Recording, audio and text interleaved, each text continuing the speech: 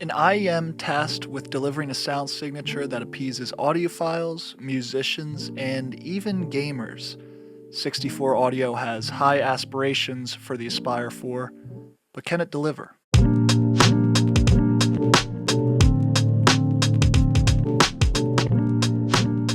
Hey everyone, I'm Matthew from Bloom Audio, and today we're going to be taking a look at the Aspire 4, 64 Audio's newest entry-level IEM, coming in at $900. Although it was only last year when 64 Audio gave us the U4S, lowering their price of admission to $1,000 and some change, it appears as though it's still a point of emphasis for 64 Audio to deliver a high-level sound in a more accessible price range, though $900 is still most certainly a flagship price for a lot of buyers. So while yes, $900 is still very expensive, this IEM does look to check a lot of boxes for a lot of different users. Whether it does that well is the question at hand, so let's not wait any further. Let's get right into build and design, we'll go into sound, and of course finish up with some final thoughts.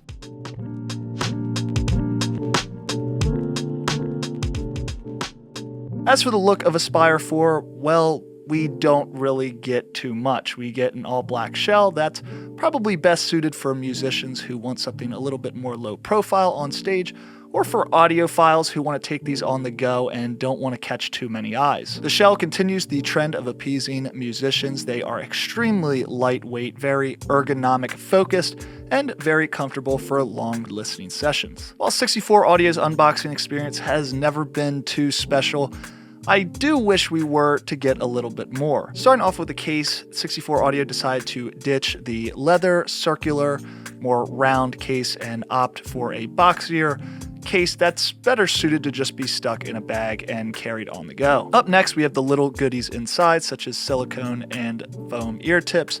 We get a cable clip, a cleaning tool, a 1/4-inch adapter, and of course, a 64 Audio sticker. As for the cable on the Aspire 4, let's just say I'm really not a fan. The IPX cable definitely seems more catered towards musicians who need a secure fit and need something reliable on stage. I really just can't say I'm a fan as someone who's mostly an audiophile and not a musician. It's not MMCX, which is certainly a plus, but it's just overly thin. It tangles easily, and it just doesn't feel like it belongs on a $900 IEM. And while I know this is entry level for 64 Audio standards, this is not entry level for the industry's standards. This is still a $900 IEM that I would have loved to see just get a little bit more attention in this regard. Even 64 Audio's standard cable that comes with the velour or U12T would have gone a long way in just making this feel a little bit more premium, but instead this IPX cable is just not my taste or preference. With the unboxing experience out of the way, let's talk about specs. For our transducer configuration, we get a dynamic driver in the lows, 2 balanced armatures in the mids, and a balanced armature in the highs. Our sensitivity is 104 dBs and our impedance is 11 ohms. I'm a simple man. I see 3.5mm cable. I immediately reach for my Apple dongle. It was actually my first source of choice here, and I always thought that 64 Audio IEM sounded great with the Apple dongle. This one really demonstrates that. Obviously, IEMs do not need a lot of power to drive, but they can scale a little bit better with more amplifying power. And although I did not find that to be the case at all with Aspire 4, it still was very fun to source swap with this IEM, and I'm going to get into a little bit more detail about that into the sound section of this video. As a whole, I found Aspire 4's unboxing experience to be a little bit disheartening. When you see IEMs a third of this cost deliver an unboxing experience that feels more fleshed out, or even a little bit more intentional, you can't help but feel just a little bit disappointed. 64 Audio is a very creative brand. Even if you just look at their merch, they clearly have an intention and design focused team that I would have loved to see dedicate just a little bit more time to this unboxing experience. But that doesn't really matter in the grand scheme of things. What matters is how the IEM sounds, and we're going to talk about that a lot further here in the sound section of the video.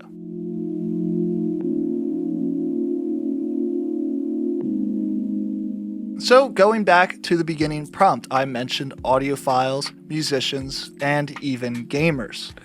Yo, what? Dude, what is this dude doing over here? Yeah. What? Oh, dude, I'm working. I have impressions to do, bro. I'm working on video. Trust me, it's important stuff.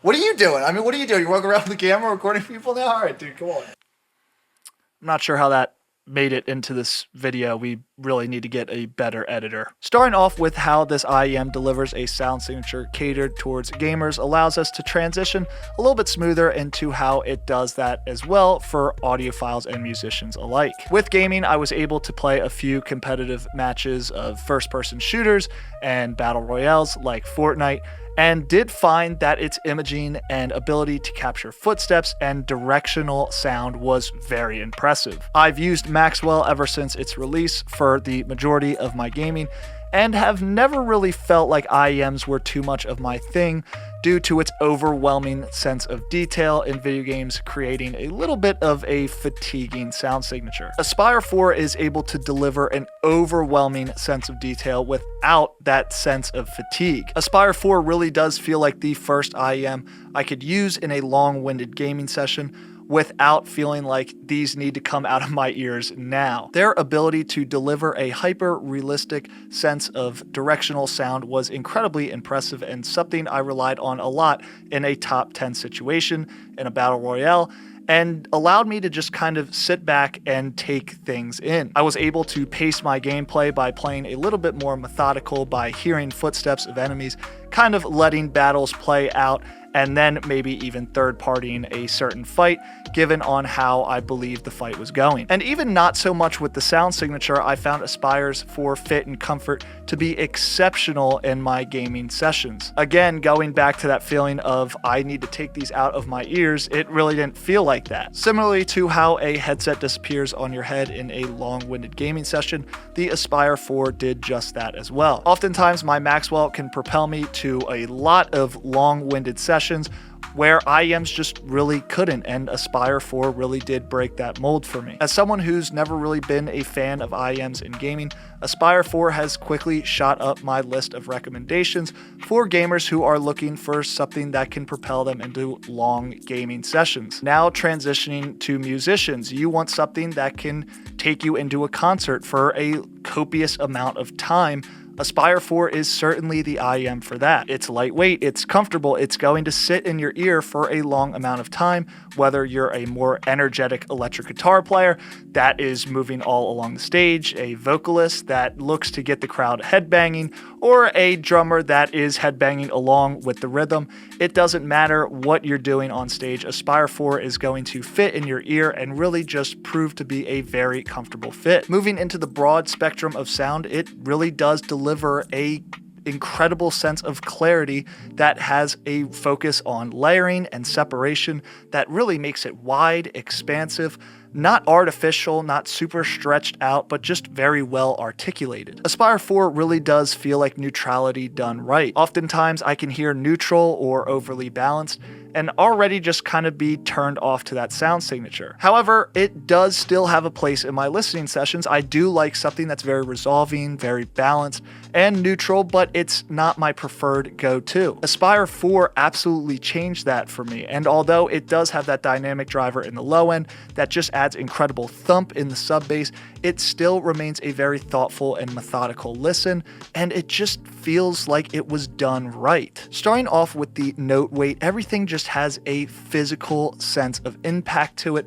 that really makes guitar plucks come alive. It has a very satisfying and punchy delivery. Sub bass in particular has a certain thickness to it that is just absolutely addictive. It just feels like a bass guitar riff is absolutely engulfing you in a wave of low-end detail that is just incredible to listen to, and something that you can go from track to track on and just find levels of detail and character within the sub bass that you didn't find before. It becomes a listen that you want to keep going back to time and time again on different tracks and really just feel like it offers something new each and every listen. Tying the sources into this one, I often opted for a little bit of a warmer source, something like the SR35 that I just thought was the king of pairings with the Aspire 4. You do get that level of warmth with the SR35 that really just brings all this clarity and separation together without adding any types of congestion. A song like Break Stuff by Limp Bizkit that has a symphony of bone-crushing dynamics is portrayed so well when you have the percussion so carved out from the rest of the mix that just has this incredible sense of detail, but you also have the dark contrast of the heavy guitar strums and of course the bone-chilling vocals. Everything just comes together in a level of cohesiveness that really is captured incredibly well by that aforementioned note weight. Pairing Aspire 4 with something a little bit more resolving than the SR35, something like the Questyle M15, or better yet the Mojo 2, you really do get a great sense of what the treble in Aspire 4 can do. The treble in Aspire 4 is incredibly well articulated, and it's actually somewhat smooth. 64 Audio has introduced a new technology in Aspire 4 called the Wave Guide, looking to promise a extended and very resolving treble that is non-fatiguing, and honestly that is really the best way to describe this treble response. I don't want to characterize Aspire 4's treble as smooth because that can sound somewhat diminishing to the level of detail and resolution that Aspire 4 is able to capture in its treble, but it does feel somewhat smooth in the best way possible. You're getting copious amounts of detail and resolution in a treble that is delivered in such a beautiful way.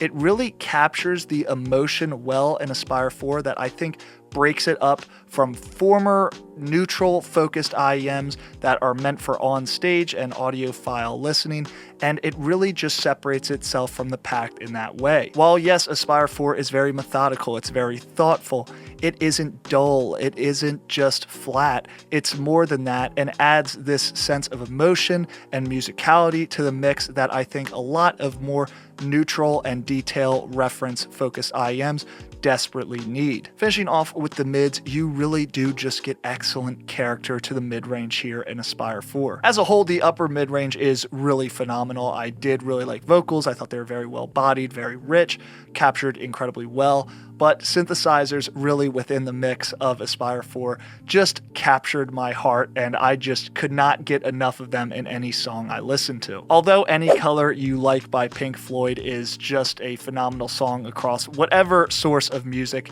you play it on, it became an instant favorite with Aspire 4 and a song that I just absolutely loved with this IEM. So while my enthusiasm may be pouring over about Aspire 4's sound, there still is a nagging question to be answered. Who's going to get the most out of this IEM? Does it really tailor to all three of these different listeners?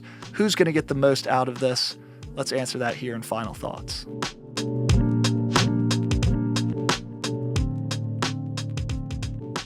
So while 64 Audio mostly looked to appease and bridge the gap between musicians and audiophiles, they did have gamers in mind. So where does that leave someone like myself? Where does that leave someone like you for purchasing this IEM? Are you a musician? Are you an audiophile and a gamer? Fantastic. I would probably just click off this video, hop into our live chat, learn a little bit more about this IEM, and definitely consider buying it. Are you someone a little bit more like myself, who's primarily just an audiophile, does do some gaming, but doesn't really need an IEM for gaming, and isn't really a musician who has much intent on playing on stage? For me personally, I'm not in any rush to sell my Neo, and if I was in the market, I think I could probably seek out better value in a more mid-fi focused purchase. Perhaps I'd even consider a flagship purchase, but maybe just look to go all in, push my chips into the center, and get something that appeases my tastes just a little bit more than Aspire 4 does. But on the offhand, I think Aspire 4